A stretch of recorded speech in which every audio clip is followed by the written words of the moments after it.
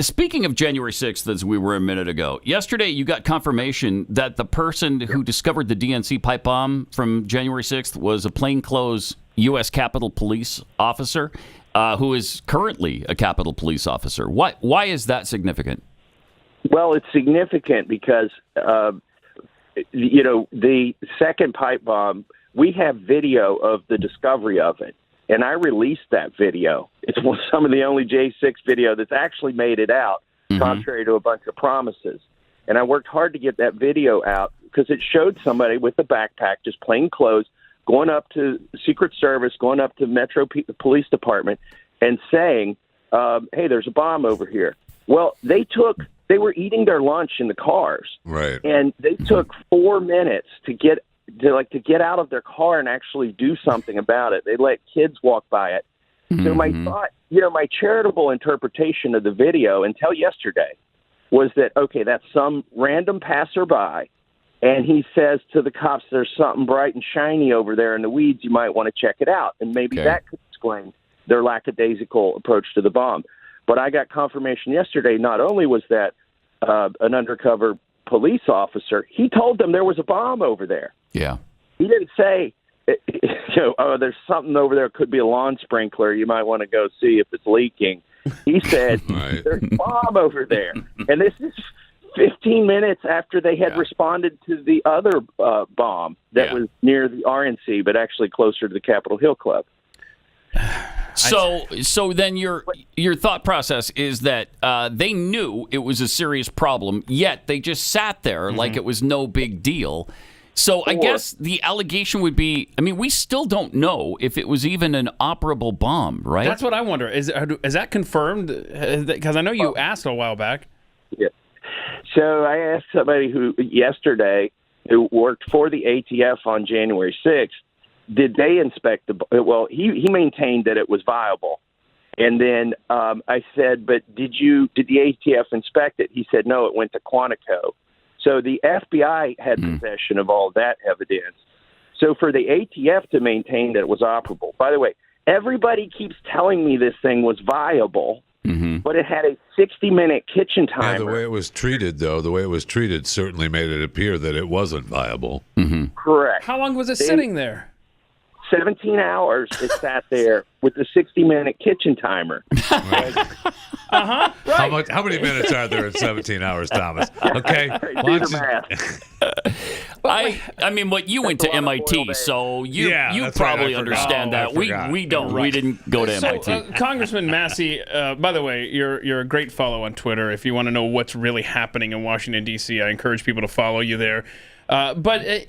Why is and this is probably just a suspicion here, but I at least want to ask you, why is the timing of when they discovered that bomb so important to the timeline of January 6th? Oh, well, it's important for several reasons, but first of all, the first bomb was found 5 minutes before the Capitol was breached, the Capitol perimeter. Okay. Right. Yeah. 5 minutes before, and then the next bomb was found within 15 minutes of the response to the first bomb. Incredible.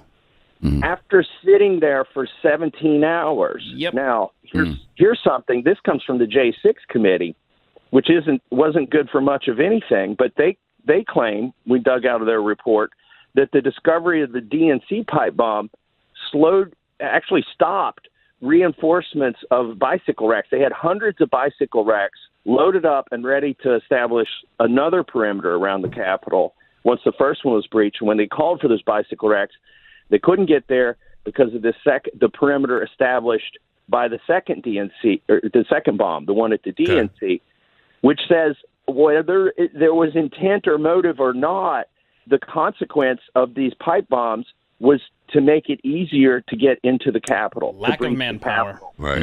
Yeah. Plus the manpower, but also the materials couldn't get to the Capitol because of that bomb. My suspicion is, and I'm fairly certain, I won't speak for you, but I would think many people believe that they were inoperable pipe bombs, that they were there for show, right? That maybe somebody planted them there with the intent of just saying that there were pipe bombs on that day. to make it look more like an insurrection? Yes, and then that heightens the conviction rates and the convictions of the people on January 6th. Because otherwise, there are no deadly weapons, guns and things like that. Right. These were the deadliest things that existed, and they used those in the statements of the indictments of the J6ers, the fact that there were pipe bombs on that day, to kind of create this air of an insurrection. Right. Mm-hmm. And they are still using the excuse that this is an ongoing investigation, so they can't tell you whether the pipe bombs were inoperable or not. 3 years later, you still can't tell us. Correct. Unreal.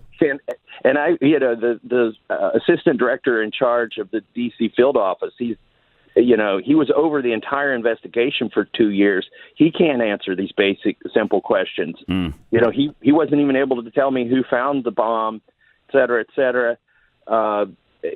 There's a lot of questions here. I'm serve on the Judiciary Committee and also the Weaponization Committee, and I am, we're charged with oversight of the FBI.